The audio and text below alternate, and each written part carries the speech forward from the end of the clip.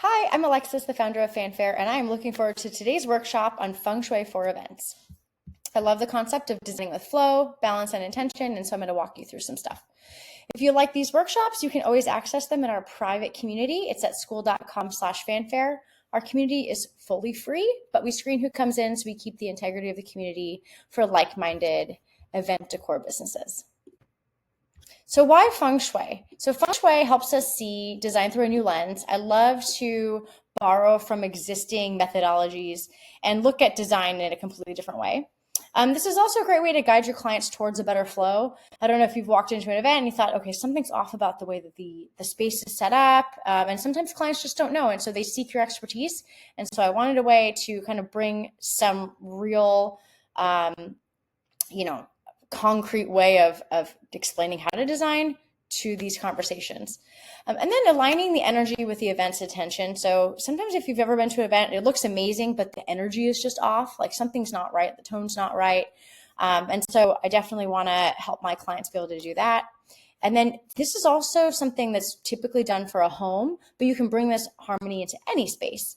And then the last thing is just using, intention again for transforming a space. Okay, so let's talk about the core concepts of feng shui. The three are flow, so having unobstructed paths for people to walk through in an event space. Balance, so balancing yin and yang. So yin can be, think of soft, rounded edges, more feminine, versus yang, more sharp angles, energetic colors like red. And so yin and yang can coexist and should be to make things in balance. And then intention, so aligning design with what the event wishes to manifest. So if it's a baby shower, well wishes for the mother to be and the baby, or maybe it's a corporate event and you want to bring energy to motivate a sales force. There can be a lot of different ways that you infuse energy and intention to an event through elements and how you've done the space. And so one of the first core concepts is qi. So QI is pronounced chi. And so qi is the life force energy that flows through all living spaces and things. It's invisible, but it can affect how people feel, behave, or experience their environment. And then so feng shui with qi is the energetic current that moves through a space like wind or water. So if air was coming in through an event, how things flow into the event, how air would bend or get blocked with big backdrops or chairs or the wrong flow. It can the energy of the qi doesn't really flow that well when it can feel cluttered, right? And so when qi moves too quickly or moves too slowly and gets stuck, there can be different feelings that someone can experience in an event. So if qi is moving too quickly, so say it's going straight through the event, it's rushing through, guests may feel rushed, conversation doesn't flow, people feel like, okay, I've experienced the event, let's move on quickly. So if you've had people come to an event and they stay for a short period and then they leave, right? But you want to have all the guests there feeling the same energy at the same time. That can not feel good in an event.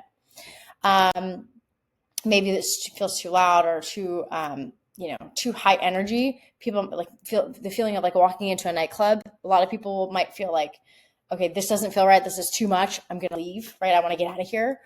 And so some of the causes of qi moving too quickly can be a straight pathway. So if you walk into the entrance and you can see the exit on the way out, it might just consciously guide you to walk from start to finish through the event.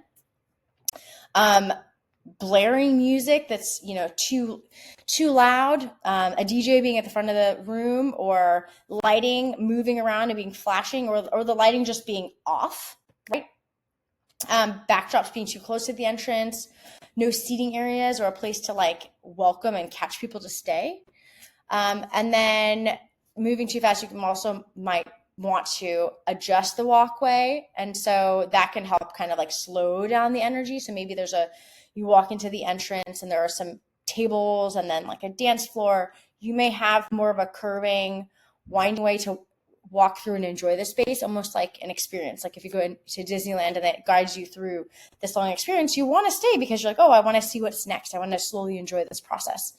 And then using things like rugs or centerpieces to kind of like secure down different spaces to allow people to gather. That kind of works. Or creating pockets of interest. Potentially, maybe if it's a kids party, you want to create spaces for them to do experiences. Maybe they want to do a photo booth. Maybe they want to play a game. Maybe they want to dance. Maybe there's a place to do the piñata. You want to create these fixed spots that are interesting so people want to stay.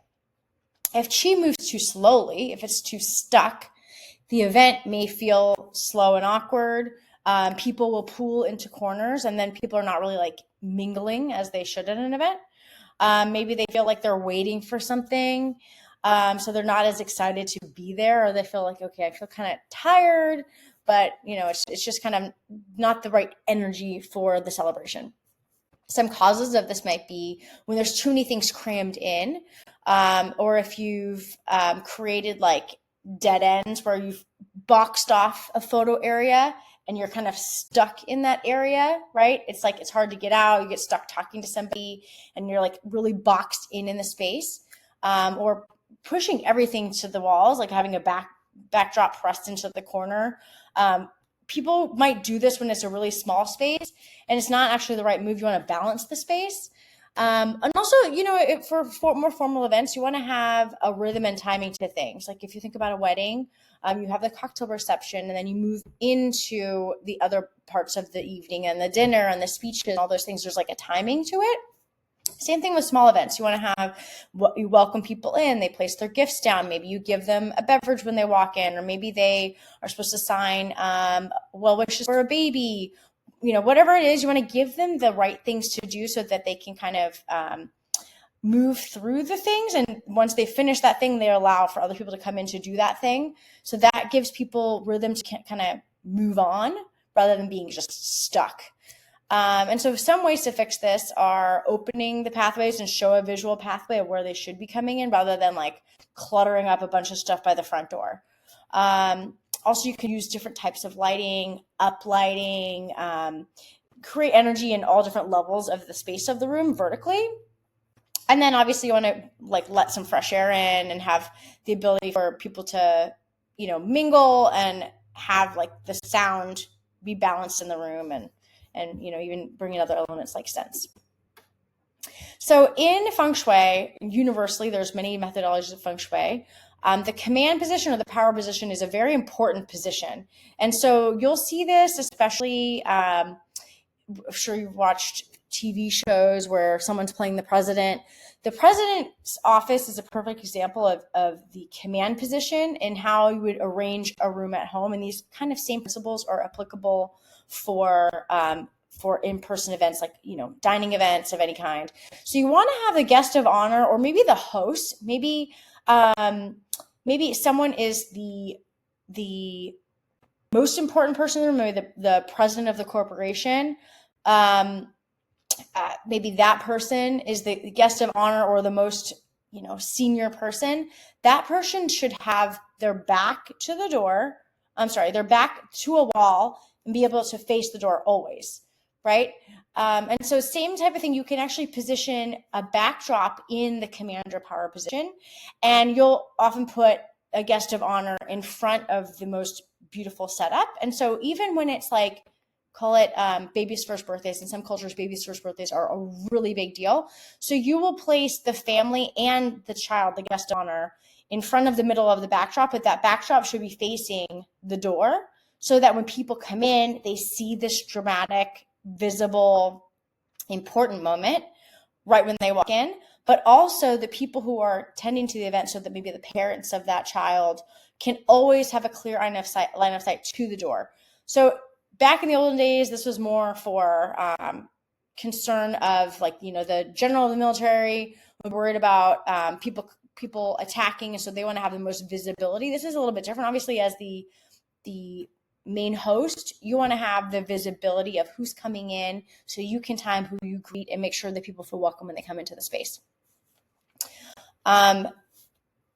You might also want to put important signage as this main focal point that's visible from the front door. So when the guests come in, they see the most important part as well. And sometimes the space can be like slightly adjusted off from where the doorway is, where people mostly walk in. So in this scenario, this looks like it's a venue of some sort, and the front door is farther away, but this is how people enter the space, is probably right over here on the left. And so you'll want to have the guest of honor either be here in this seat or potentially even in the middle here, so they have a clear line of sight to the way that people walk in, and they can kind of see everything going around, and people are not gathering behind them. So taking a look at the Oval Office, this is where the president sits. So now you see the view, and there's two doors. So you might have some odd scenarios where there's multiple doors. People can enter from the side. But there is never a scenario where someone is entering from behind the president, right? And then everything else is balanced out. So this most important figure has the view of everything going on in the room, never wondering. And then they have balance of chairs beside here. This is perfectly balanced with two couches facing one another. And then these chairs are set in pairs so that it's very balanced. Okay, so the types of feng shui and what is the difference? So there are several different types. Based on events, I didn't want to be too set in using the Bagua map. So the Bagua map is an interesting philosophy, but some of the feng shui experts that I've listened to think that this was actually more meant for in the olden days when the map sat at the front door and you had this. I can show you what the map is in a minute, but basically that type of feng shui is very difficult to get correct. And so that can be very, very difficult to do. You're not designing the actual space, you're designing an event in the space. And so I've used more modern methodologies. And so we're not using compass or flying stars in depth, but you'll see some of that. The compass part can be really confusing. And so that's really not that practical of an application for event stylists. And so I kept to more about the elements, and you'll see a little bit about the directions, but I mean, that would just be like crazy depth that one would have to go for a client. And so we'll dive into those in a minute. Okay, so here's two audiobooks that I definitely recommend. Feng Shui Your Life by Marie Diamond. She also has a really cool app that can show you. She does a lot with the directional stuff too. She has a compass on there, but she's very inspiring, and she is helping people create their homes in a way where they can welcome in the right energy for success, for love, all these things. And so I definitely recommend it. It's a fun listen, and you check out the app. The other one is Feng Shui Modern by Cliff Tan. And these two both offer very similar philosophies and thought methodologies. So I definitely recommend the two of those. This is one way. So this is the 8 mansions methodology that I think you should go and use this Qua calculator for your own home. I think this is just like such a fun activity to do. So for me, I did my Qua number calculator. This is based on your birth date. And so I'm a Qua number 8. And so these are the best directions where I should set some of the things in my house. And so my house actually faces more northwest. So this is kind of the direction that my house faces. So maybe more southwest. More west, southwest. So my desk is facing more in this southwest direction. But these all, the west, southwest, all of this are my more favorable directions. And then I have my worst directions. And it's funny because my husband's better directions are some of these. So this is, you could go down a huge rabbit hole trying to figure all this out. And so that's why I thought this is not that practical for events, but I just wanted to show you because it's kind of fun. Like if you set your desk in the success direction, you can welcome in more success for your business, or the way that you set up your bed in your house. You want to have your bed in the command position facing the door, but not in the coffin position where your feet are straight to the door. You want to set to the side. So there, because that's like a death position, it's just totally interesting and kind of fun to learn about.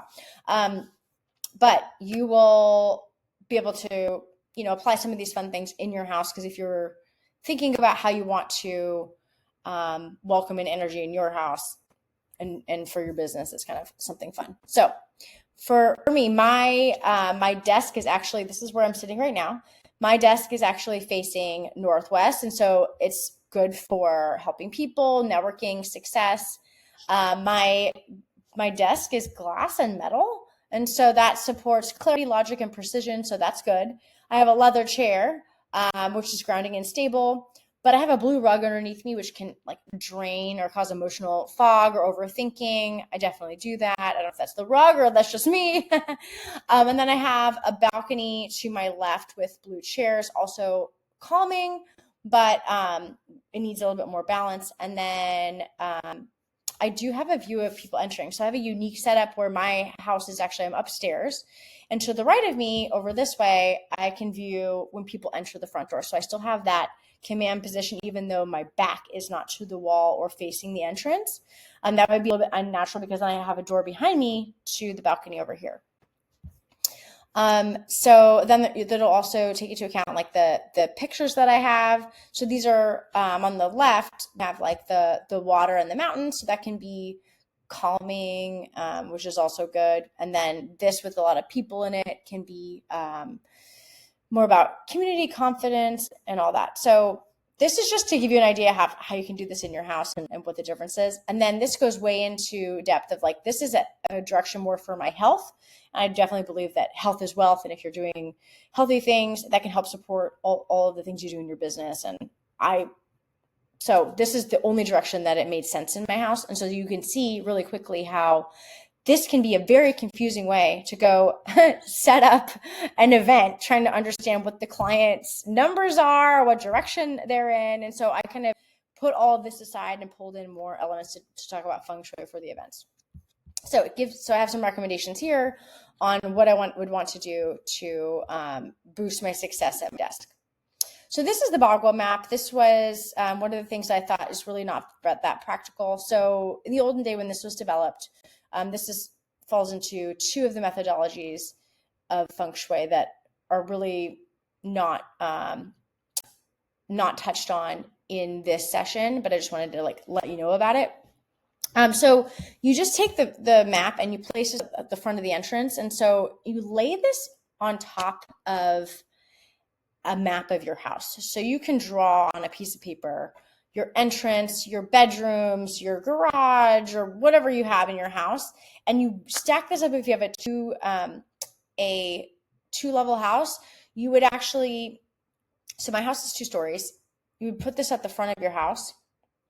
And then when you come up the stairs, you're actually facing a slightly different direction at the top of the stairs. So you would face this at the front of the entrance from the upper level. And so you could map out in your house your wealth and prosperity part of your house, love and marriage. And so ideally you have like your bedroom or like a children's play area or your office, like these are a workout area. You'd have these things.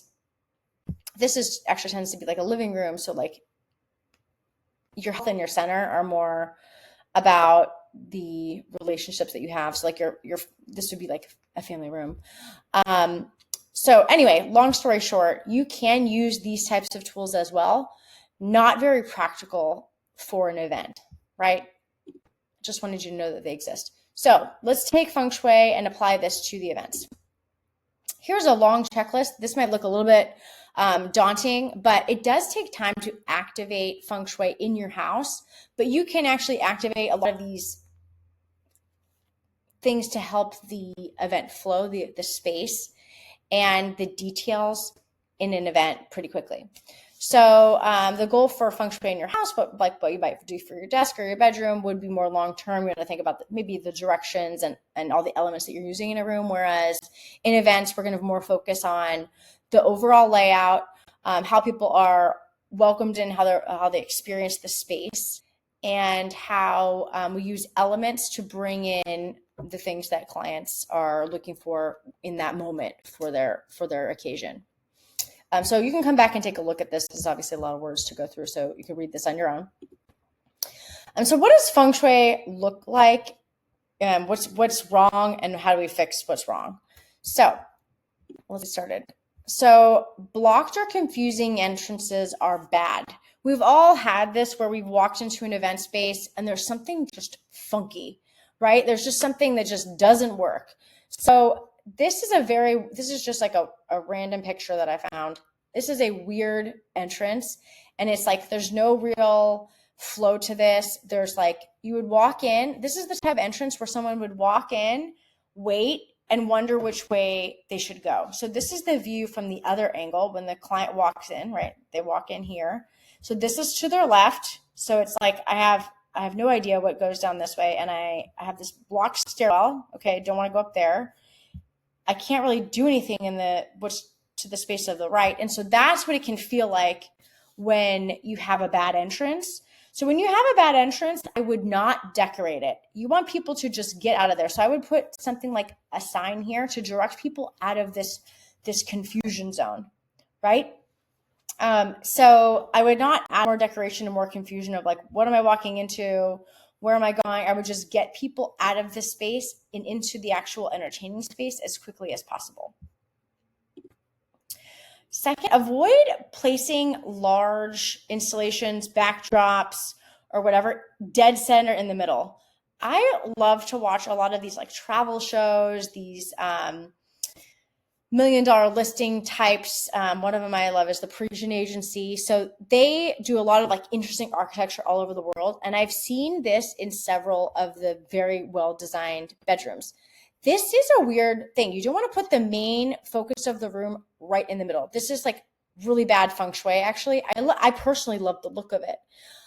So people enter from back here. So you're entering from behind the command position, and then you're looking outwards into not that much. This is a very hard room to design for. This is how the windows are set up.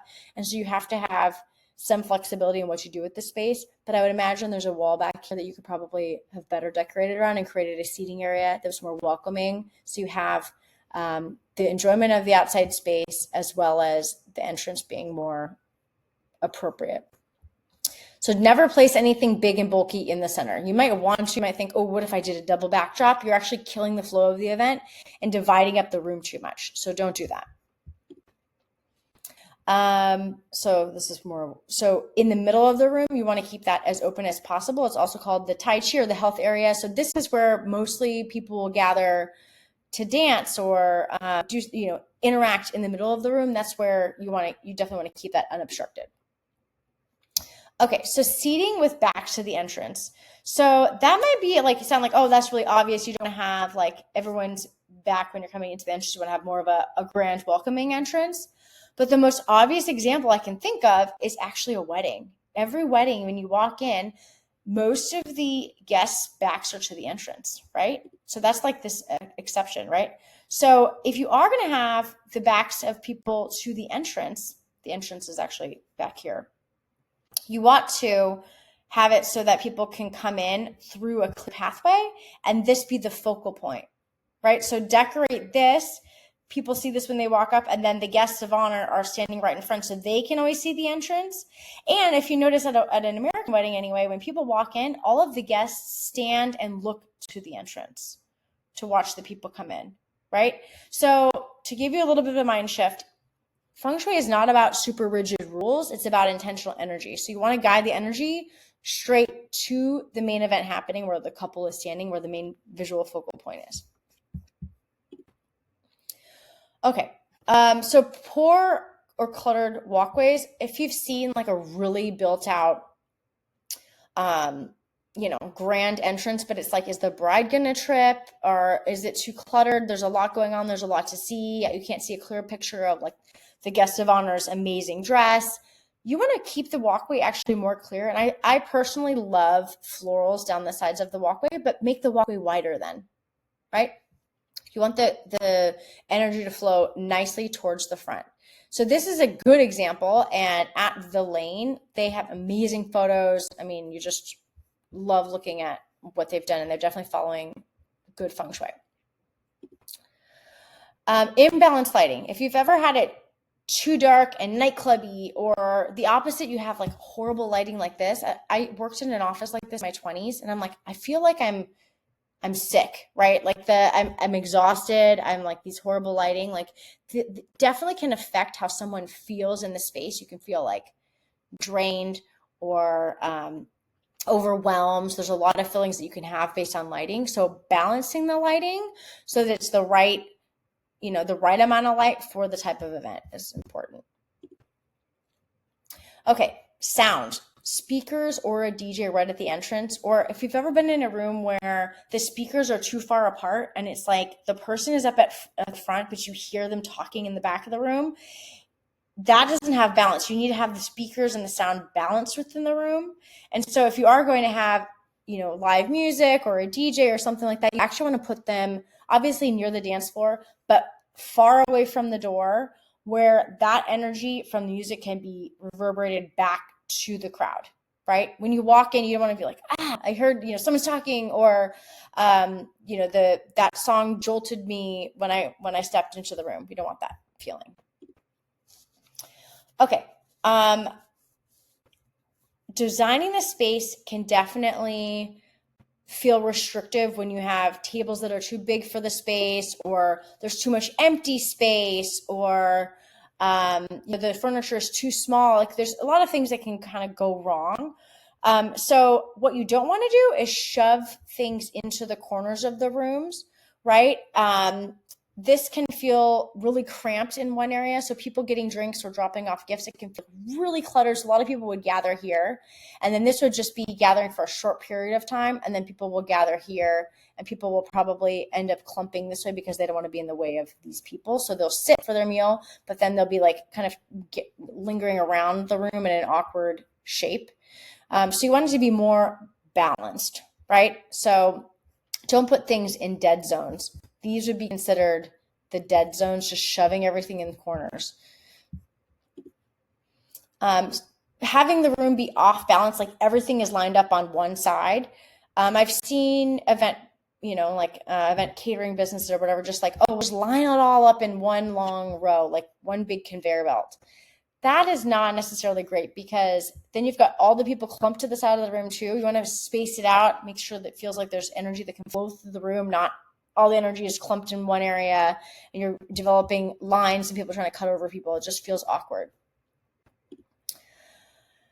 Chi rushing through the space. So this is slightly better because there's, this is still like it's grouped to two sides, but it's still slightly better because there's more actual space for people to enjoy. But people may not linger in the middle of the dance floor. They might feel like they're on spotlight, right? People who are shy or, not really ready to just get out in the middle of the dance floor without the room being more welcoming. You might feel like they walked into the entrance and then they're just like kind of flowing to the exit. So entrances and exits can be, they can go both ways. Obviously you can go in and out the same door. You don't want to have, this is not really good feng shui to have doors lined up anyway, but you cannot control an event space. And so if they do have something like this, even if it's like here and here, you want to create a little bit of that curvy flow so that people can experience things throughout the event and not just go, I'm going to go outside, right? Okay. So ideal placement would be placing a backdrop along a solid wall, a large wall. If there is not the ability to do that, if the event is all outdoors, you might want to even add like something as a superficial wall, like a greenery wall, a hedge wall, something like that for like this just grounding effect. So that kind of creates like a block for where the space is, and then the backdrop can go in front of it. Food tables ideally would be along the left side of the space. So this kind of helps with like the entrance coming in, and then people naturally kind of they read left to right. So you would see like the food, and then usually in the middle left is where the health and wealth zones are. But obviously keep this clean and not cluttered and not too left-sided. Having the gift table near the entrance is great because you want to free the guest's hands when they walk into the space so they can leave their gift and then give them something to do next, right? But don't block the doorway, obviously, but leave the gift table near the entrance, but also not shoved into a corner where people are like, where's the gift table, right? Entrance decor lighting. So it should feel like I'm excited to be there. Like, my eyes and my senses are excited to figure out what's going on in the space. And so use lighting, obviously hanging from the ceilings or candles coming up or up lighting on a backdrop or lighting within a backdrop. can really help to like invite the eye to want to go curiously look at different things.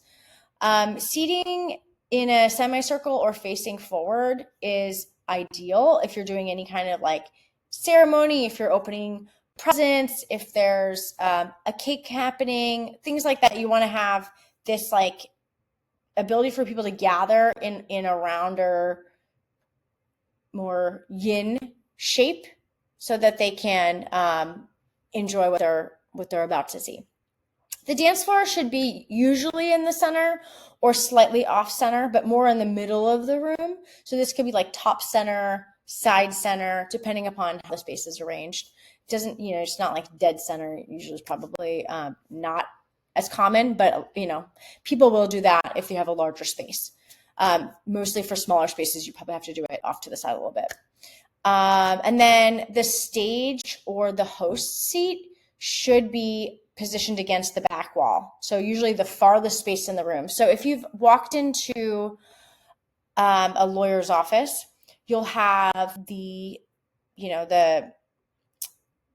administrative staff at the front of the building, right? They let somebody in, and then maybe there's even a desk for into like the suite of offices. And then you'll have the associates and the smaller, the less senior employees in open space or in smaller offices up in the front. And then the big boss, the partners at the firm are in the back of the office, right? You'll see this on TV too. Like they're always in the very back of the building. You have to go all the way through the building to go see that person. Same thing. Put the most important, back to the command position, the power position on the very back wall if you can, with a view of an entrance. If it's outdoors, like try to simulate a wall, like with the hedge wall, like I explained before. Okay, so here are some cheat sheet layouts. So if you have some nice open welcoming space, this is a great way to welcome people in with a balloon arch or a grand entrance. People love that. So if there's enough space to do it, definitely do the grand entrance. If it's a smaller space, maybe consider not doing so much right as somebody walks in because it can feel cluttered. But in a larger space like this is nice to have like your balloon, grand entrance and other decor, like straight line through there. So this is the main focal point of the event. And this is definitely the command position. And so the backdrops and all the decor are the focal point when people walk in. Wow, oh my gosh. And then they'll notice all the little details throughout the event, right? Gifts should be on the side. Things should not be shoved into the corners. The food tables are on the side as well. And depending upon how many tables or whatever, like you would want to kind of evenly spread those. And then have things like a welcomed area here too. So food and drink go nicely together. Music obviously needs to be near the dance floor. You can mix these up. You can pull the drinks over here so that people grabbing food can be separate from drinks, or you might want to sprinkle around smaller drink stations so that people are not waiting for drinks and clogging up room on the dance floor or in little pockets, right? You could also do a beverage stand in the back here. There's a lot of things you can do. This is not like the set floor plan, but there's a lot of things that you can do. If we just to apply this to that Bagua map, you could see that this is, this is welcoming in self-cultivation. This is the family area, like all in here, right? This is where people are gathering, wealth and prosperity. And then this is fame and reputation is always where the command position is. And then love and marriage. So maybe, this all kind of like bleeds together, right? Could be where the happy couple are, that kind of thing. And then children creativity, they're always playing on the sides, right? And then helpful people travels would be kind of over here. There's not really like career is not, this is life path. This is a life event. So this is the path coming in. But like I said, this is very, very hard to do for a client, especially because this is usually, it should be, depending upon the facing direction, this is usually like correlated with a compass too. Okay, indoors versus outdoors. So in smaller spaces, so this is all about smaller spaces, you'll want to use rugs and furniture to define the areas without cluttering, right? And so you might want to create that seated area. If you're going to do at home, like a small baby shower or bridal shower of sorts, you will want to create all of the social space in the same position where like the dance floor would be. And then same thing, the door coming in, you want to be able to see the big photo moment in the back of the room. Obviously, you are going to have to adapt to what the existing structures within the space look like. But if you have, a fairly square rectangular shape, you can achieve some of this. So this could be anywhere shifted left or right. You don't want to just shove things into corners, though. I know people love to just do that. You want to really maximize the view of the backdrop and how the guest of honor is seated within the room. So gifts should definitely be at the front of the room where people walk in. Maybe you have a welcome sign. Food and drink can be coupled together. Dessert be separate, because this is kind of like a part two after people are enjoying themselves with this. So definitely let the space be balanced and don't shove things into these dead zone corners, because it doesn't allow everything to kind of like breathe and feel more elevated. When you give things space, it feels more elevated.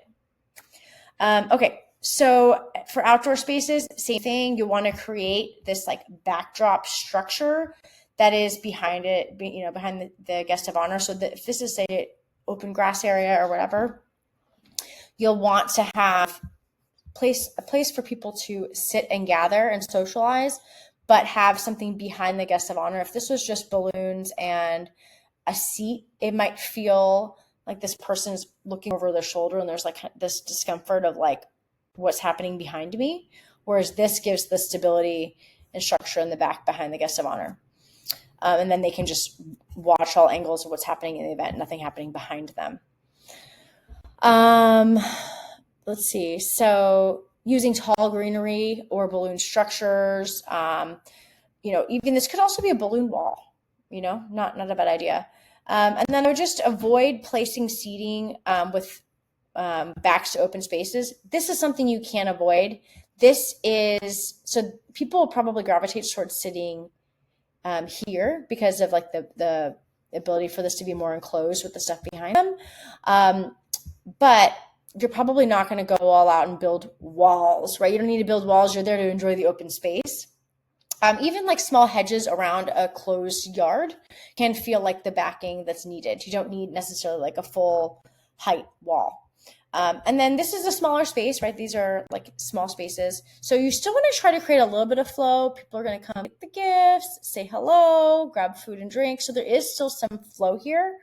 And people still have to walk around. It's not just like completely wide open where everything is glued to the walls. You want to create like a little bit of this type of pattern within space.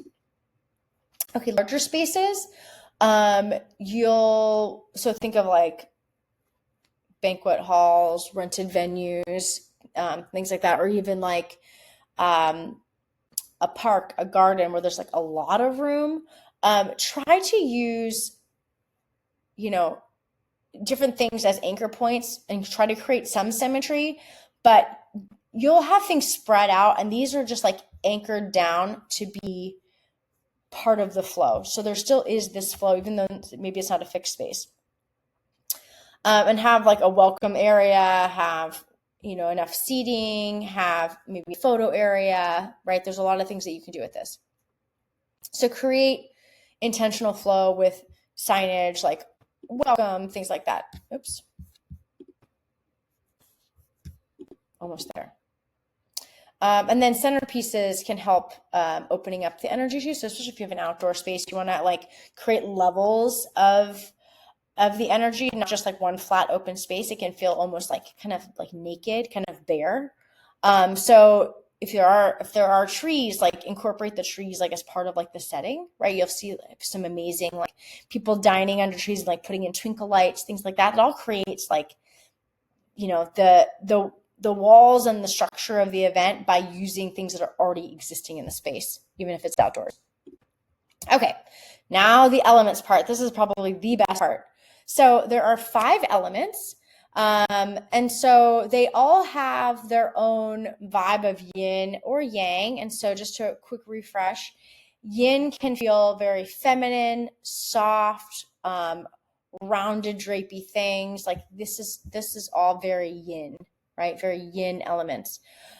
Even this is softer, it can be more yin, but yang can be more like this, like fiery reds, like brought out in the color or like the texture. Like this is hard glass and hard, like more like vibrant colors. This can feel very yang. And then obviously like between yin and yang, all of these are amazing photos, and there's a lot of balance in these photos because they're using the use of yin and yang. So I would say like these lighter, these florals with their soft fluffiness to them, they're not like a bird of paradise. A bird of paradise can feel very yang. These soft hydrangeas or like roses and like all just like very like rounded shapes can feel very yin, but then you have the yang of the metal, right? So the gold of the metal, I guess. So you can have both. So fire is symbolic of passion, energy, transformation, and warmth. And so you'll use warmer colors like reds and oranges, candles, fireplaces, warm lighting. Earth is the most balanced of the elements. So the symbolism is stability, grounding, nurturing. So browns, yellows, natural stones, pottery.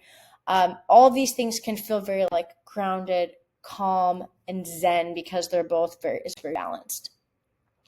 This event obviously feels very feminine and like, so for metal, the symbolism is strength, structure, and clarity. And then, so using metal furniture, white and silver colors, and it's more of a sense of order.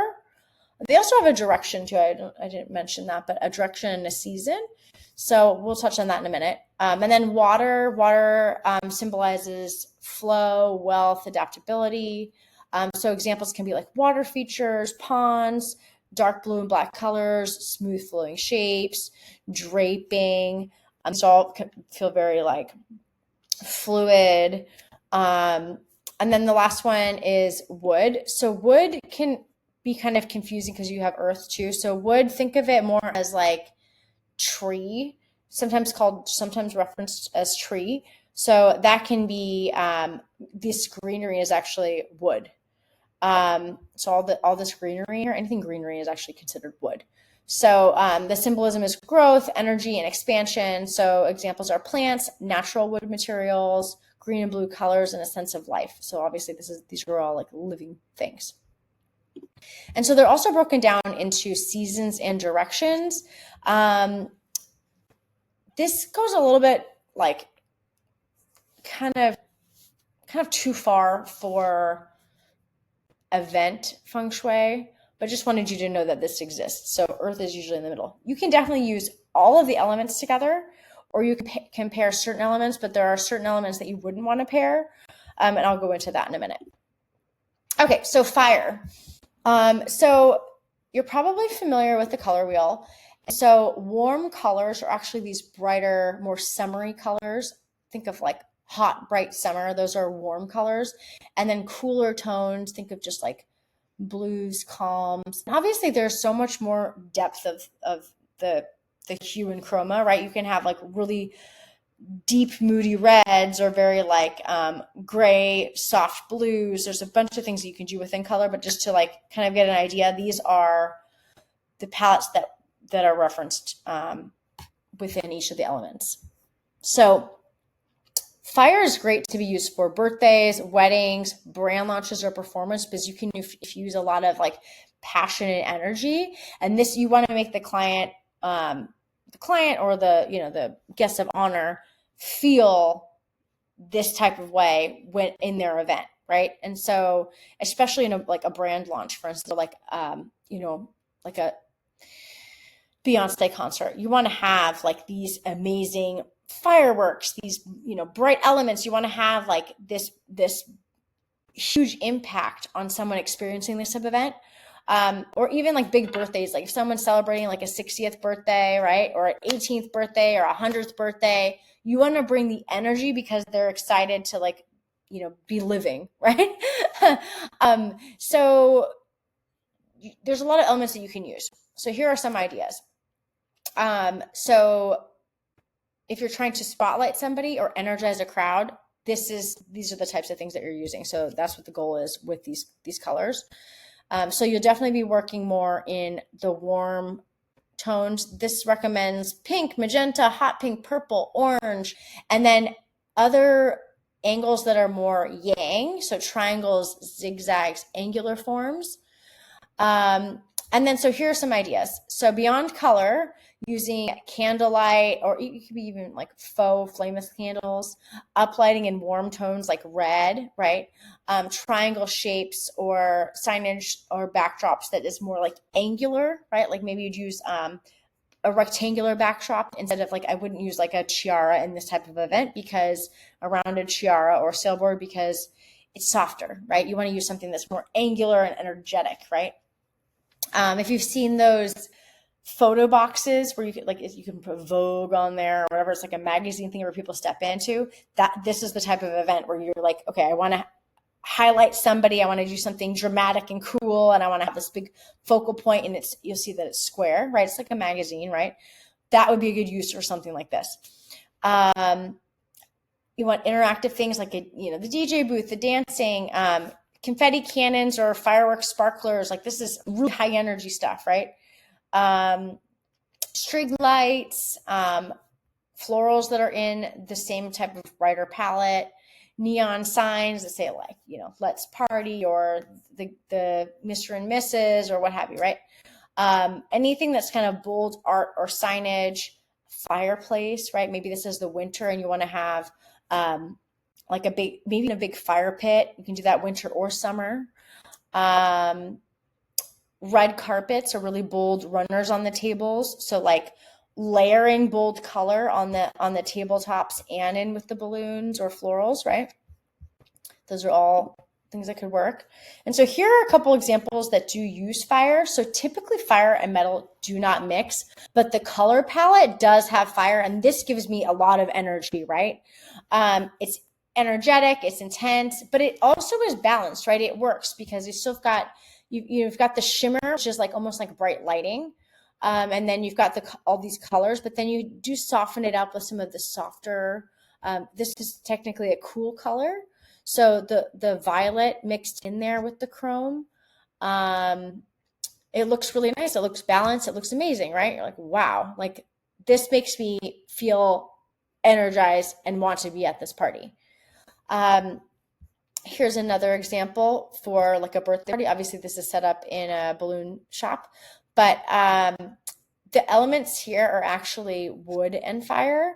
Wood and fire can work very well balanced together. Wood needs fire to burn, and that creates like the fuel for the fire. And so that creates a lot of balance, but also like it fuels the energy of the decor. And so, like, I love these bright butterflies in there. Like, there's such great color balance in here. It looks awesome. Okay, earth. So the symbolism here is stability, nurturing, and it's more of a foundation. So this looks like it's set up for a fancy dinner party, maybe a celebration of an engagement, something along those lines. I've definitely seen like a lot of the teddy bear trends that will pull in the burlap. This is definitely something that's good for baby shower, something softer, something more relaxing and zen. So it is good for also like retirement parties. Finally, you get to rest after working for so many years, or like a wellness event, because it feels very like stable and calm. So some of these colors, obviously you can see them right here. These would be like considered really light yellows. I wouldn't say like, it would be more natural, not like a bright yellow, right?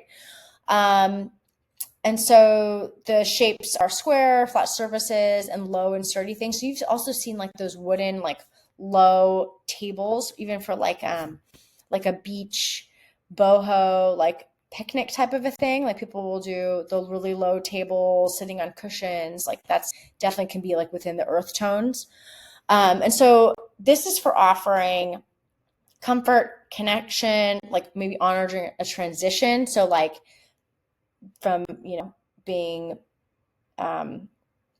without children to children after having a baby, or transition could be like, unfortunately, like a memorial of some sort, retirement from like working to not, and then wellness, maybe like an internal transition, like I've been very stressed. And so now with this wellness event, I want to bring in like new perspective and change within myself.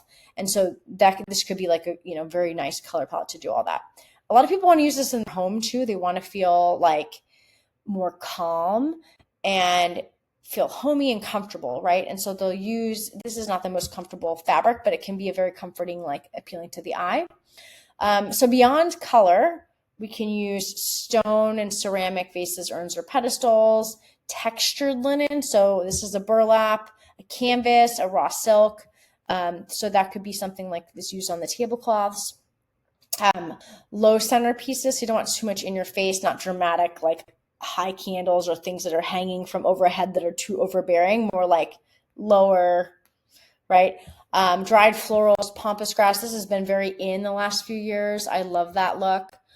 Yeah, so like more of the neutral earth tone balloon garlands can be, especially that's like also been very on trend. Amber lighting, raw wood furniture. So using like, nice, not overly stained, not colored wood, just like a very like calming neutral wood color. And obviously just other floral arrangements that are within the palette. Here's some examples, so you're going to be kind of surprised here. This is actually earth mixed with metal. So there's a lot of the neutral colors, but you have the metal within the metallics of the balloons. And so this totally works. It's polished, it's elegant. It's more structured. So it's using a lot of the square angular shapes. And then this is another one that's it's very much in the same vein. I mean, it's very opposite of this one, but it's using the square backdrops. It's using the yellow florals. This is actually a very soft, more muted look. It's not a bright yellow. This is more like a little bit of a mustard. And then you've got like a cameo or a light blush pink. And this is just very like, nurturing and emotional safety, which is great for like a baby's first birthday, right? Okay, metal. So structure, precision, and clarity. So this is great for corporate events, conferences, very formal events. You'll see this at a lot of like really expensive weddings. They've got like the name printed on the dance floor, lots of use of metal. This is just very upscaled, elegant. There's a lot of structure and precision. This is like someone's, I don't want to say showing off, but they are definitely trying to put their best foot forward with the formality of the event. Sorry, this should not be animated. So circles, domes, arches. You also see a lot of like wedding arches that are done in all white, that are like really curved, completely filled out with white roses. This prestige, that's the right word. This is more about prestige, right? This is potentially in some cultures, this can be like they're passing on the family name. This is carrying on the family name for generations. There's like a lot of meaning behind an event like this. And so I'm just going to move on quickly because this is so distracting. But beyond colors, like metal archways, frames, displays, chrome and acrylic signage. So that's kind of what's happening on the floor here too. Mirrored surfaces.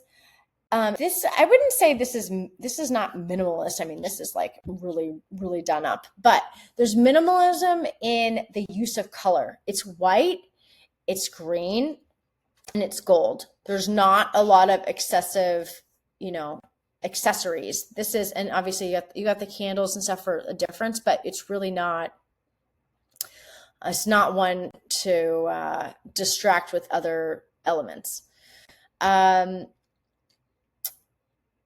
So yeah, crystal centerpieces, circular arches, silver and white, glass elements. Those are all the right things for the metal. So here are a few examples. So this was an amazing event. I mean, this was like, it was like a music video. This girl also had a tiger at one point in the video. It's pretty cool. So this is metal and water. So metal and water are yin and yang, and it has wood behind it with the trees. So this is more meant for like luxury networking. This client is trying to obviously show off luxury and network by how she's portrayed this as like a music video and all the support that she had at this prom watch party. So these are the right elements. This is a showstopper for sure. And then for a corporate event, this is a good use of metal with the metallic balloons, the reflect balloons. And so this is really polished. This is very clean. This is showing brand authority. If you were to walk into an event at this place and you're there for a corporate event, you'd be like, okay, this company knows what they're doing. This looks very polished. Okay, water. So I mentioned this before with the draping blues. Or I might even think, oh, there's like got to be like a small creek of running water behind here. This is, this is projecting wealth. This is great for engagement parties, retreats, celebrations of life, or artistic or soulful gatherings. So colors might be like black, navy, deep blue, teal. So these are all like definitely in this type of color here. So the goal is to foster emotion, reflection, or connection. I don't know if you've ever been to like a ceremony with something like this out in the woods. You're definitely reflecting on yourself as you're listening to the ceremony and some of the things that they're saying. So this helps draw in that same emotion of like being reflective. And also it can be very serene, but also can be very luxurious, right? So beyond color and draping, you might want to have sound of like the stream in the background, or just the calmness, right, of like maybe some birds chirping. Ocean waves. If there was an ocean back here, this would be equally as beautiful. So let's see. The movement zones would be the entry arches, balloon tunnels, water features, blue toned uplighting, mirror glossy surfaces, curved balloon garlands or spiral arches, and then wavy signage. You've seen that wavy sign, or reflective decor like mirror tiles. And here are a few examples. I love the use of this for a bridal shower. This is very yin dominant. This is very feminine with all the blues. And that works because it's a bridal shower. It is a little bit of yang with this rectangular backdrop, but this is very much water and blues. Black is also a watercolor. So this is really great for a brand activation. This was a branded event. I don't know if it was necessarily a brand activation, but it's got like great yin and yang in like symmetry. There's like a lot of white and there's a lot of black. So it's very well balanced and high contrast, which looks great. And then here's another example of the baby shower with the use of mirrors. So I thought that was kind of interesting. And then the blue, obviously a lot of blue is very much, is water. Okay, and then the last one is wood. So the symbolism is growth, vitality, and creativity. This is great for graduations, fundraisers, baby showers that are growth themed, or vision board workshops or growth summits. So corporate types of events that are trying to help people grow in their career. And so the shapes that might be used would be like tall columns, tall vertical lines, rectangles. Wood supports growth and vitality. So anything that's like kind of like moving upward. If the goal is to inspire hope or new beginnings or cultivate abundance or personal development, and to plant seeds for what is next. So these are all great types of events for that. So obviously like your graduation, you're moving on to what's next, right? Things like our baby showers, things like that. Beyond colors, so wooden backdrops, easels, crates, risers, live plants, green garlands, potted herbs like this. These are actually little name cards. That's really cute. Anything vertical, like I said, like balloon towers or things that are flowing upward. Maybe even like wrapping columns with balloons. Let's see. So floral arches with ivy or vines, live plants and topiaries, wooden signage in the background, bamboo or rattan structures, tree stump pedestals, tall floral centerpieces, emerald or sage colored lines, and botanical themed balloons. And so here are some fun examples. So this is for a birthday. This is very much in the wood theme, and it's beautifully balanced and really inspires like, it's great for inspiration and growth. So like the greenery and the greenery wall, this is very much that. You could say that it has a little bit of metal in there too. For graduation, this is fun. I mean, these are obviously fire colors. There's no doubt about that.